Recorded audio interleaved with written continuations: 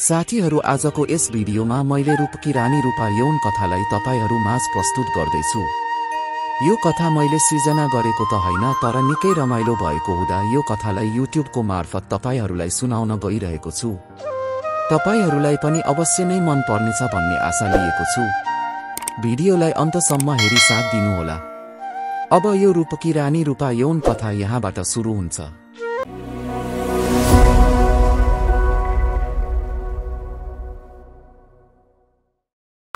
थुक्पा खाँदै विमल कुमार घरिघरि रूपाको वक्षस्थल निहाल्दै थियो। हुन पनि रूपाको वक्षस्थल निकै लोभलाग्दो थियो, जुन उसले लगाएको सर्टबाट प्रष्ट देखिन्थ्यो।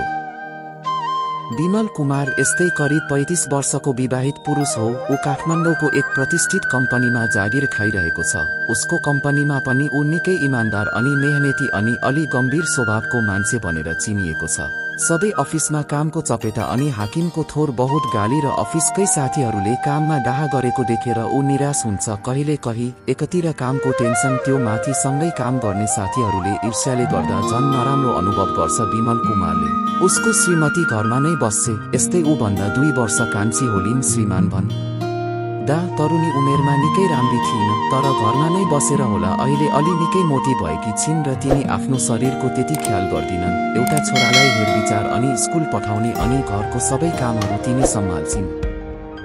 विमल कुमार आज अलि थाकेको महसुस गर्दै 5 बजेतिर घर फर्कियो। घरमा श्रीमती छोरा साँझको तरकारी किन्न तलतिरको अलि टाढा पसलमा गएका रहेछन्। ऊ खुइरे गर्दै कोठामा पसेर सोफामा बस्न पुग्छ। कामको बोझले थाकेकोले होला केही बेर सोफामा शरीर छोडिदिन्छ। विमल कुमारको अनुहारमा चमक छ। आज ऊ त्यो पल्लो घरको भाडामा बस्ने भीम नारायणको छोरी रूपासँग न्युरोडतिर हिँड्दैछ। रूपा 12 क्लासमा पढ्दैछे। तिनी गोरी अनि निकै राम्री छे, साथै पढाइमा पनि ठिकै छे। रूपा निकै चुलबुले अनि कुनै पनि केटाहरूलाई आकर्षित गर्न सक्ने खालकी केटी हुन्। तिनको बोल्ने हावभाव अनि आँखाको नजर त्यस्तै छ। जो कोही पनि एक पटक रूपासँग बोल्न हिँड्न पाएमा तरङ्गित हुने गर्छ। मतलब रूपामा यौन आकर्षण छ। विमल कुमार र रूपा न्युरोडकै एक रेस्टुराँमा पस्छन्। रूपाले मिनी स्कर्ट, त्यसमाथि अलि पातलो खालको सेतो सर्ट लगाएकी छे। कलेज ड्रेसमा नै छे। घरिघरि बोल्ने हाँस्ने क्रममा तिनको पुष्ट नितम्बको आकृति सर्टमा स्पष्ट देखिने गर्छ। यो बेला विमल कुमार केही अप्ठ्यारो महसुस गरे जस्तो गरी लुकेर हेर्ने गर्छ। रूपाको मिनी स्कर्ट पनि अलि छोटो भएकोले न्युरोड बाटोमा आउँदादेखि नै विमल कुमारले घरिघरि घुँडामाथिको मुलायम तिघ्रा हेर्दै थियो, तर दित मरेको थिएन। विमल दाई मलाई के खुवाउने आज? त्यसै त विद्यार्थी जीवन सधैँ पैसाको खाँचो। रूपा आज खुसी छे। त्यही माथि अफिस गर्ने विमल दाईले रेस्टुराँमा खुवाउन लगेपछि अनि के खान्छौ तिमी, जे मन पर्छ अर्डर गर्न विमल कुमार रूपालाई आश्वस्त पार्दै भन्छ। ऊ निकै रोमाञ्चित भएको छ रूपालाई आफ्नो नजिक पाएकोमा। सायद उसको युवा उमेरमा यस्तो अनुभव लिन पाएन होला। त्यसैले हुन पनि त्यो बेला विमल कुमार पढाइ बाहेक अरू कुरा सोच्ने गरेन। भनौँ उसको साथी सङ्गी त्यस्ता थिएनन् र वातावरण नै बनेन। अर्को कुरा, घरमा बुवाको अनुशासित भएर हिडुल गर्नु भन्ने निकै कडा नियमले गर्दा त्यो सम्भव नै भएन विमल कुमारको लागि। रूपाले बफ म अनि एउटा कोक अर्डर गरी र विमलले थुक्पा साथै कोक नै अर्डर गरे। अनि रूपा तिम्रो पढाइ के कस्तो हुँदैछ? कुराकानीलाई अगाडि बढाउने क्रममा विमलले सोध्यो। के हुनु दाई, यस्तै हो, कलेज गयो आयो, खोइ किन हो त्यति पढाइमा मनै जाँदैन। हुन पनि त्यो 18 वर्षको टिन एज काठमाडौँ जस्तो रमझम भएको सहरमा राम्रो कपडा लगाऊ, मिठो खाऊ, मोज गरौ भावना हुनु स्वाभाविक थियो रूपालाई।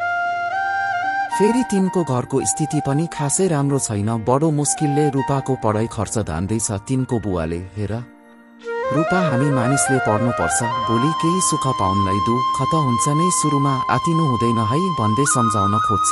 विमल दाई पनि म कहाँ आतिएको छु र के गर्नु, आफूलाई यहाँ साथीहरूसँग हिँड्न पनि अप्ठ्यारो हुन्छ। साथीहरू हरेक महिना नयाँ लुगा लगाउँछन्। आफू भने यस्तै हो, भनेको लुगा लगाउन पाए त म राम्ररी पढिहाल्छु नि। एकै पटकमा त्यो लामो कुरा गरी रूपाले त्यतिकै बेला कोक ल्याइदिए साहुजीले। विमल कुमारले ल कोक पिउ है भन्दै एक चुस्की लगाए उनी आफैले पनि। रेस्टुराँमा टेबल अनि कुर्सी साबुरो थियो। रूपाले त्यहाँ कुर्सीमा गोडा अलिकति फाटेर बसेकी थिइन्। अचानक विमलले रूपाको घुँडा माथिको चिल्लो तिघ्रा निहाल्न पुग्यो। उसलाई रोमाञ्चित बनायो। फेरि हेर्ने मनसाय त थियो, तर लुकी लुकी हेर्नु एक त दाइको नाताले अप्ठ्यारो थियो, तापनि छोरा मान्छे नहो, त्यसै पुरुष वर्गमा नै पर्यो विमल कुमार। संसारमा यौनमा कोही पनि प्राणी अछुतो छैनन्। यही बीचमा म र थुक्पा पनि ल्याइदिए साहुजीले।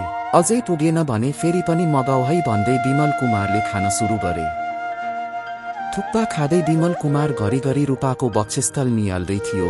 हुन पनि रूपाको वक्षस्थल निकै लोभलाग्दो थियो, जुन उसले लगाएको सर्टबाट प्रष्ट देखिन्थ्यो। यो उमेरमा अहिलेका टिन एजका केटीहरू पनि केटाहरू आफूतिर आकर्षित होस् भनेर अलि खुला सर्ट या टाइट टी सर्ट लगाएर हिँडेको सबैलाई सर्वविदित नै छ। यसमा रूपा पनि के कम राम्री देखिनु, अनि केटाहरूले हाई सेक्सी भनेको मन पर्न थालेको थियो तिनलाई। बाहिर रिसाए जस्तो गरे पनि केटाहरूले सेक्सी भन्दाखेरि कति केटीहरूभित्र मनमा खुसी भएको आभास पाइन्छ नै। विमल कुमार पनि के कम रूपासँग कुनै नजिकको नाता सम्बन्ध थिएन।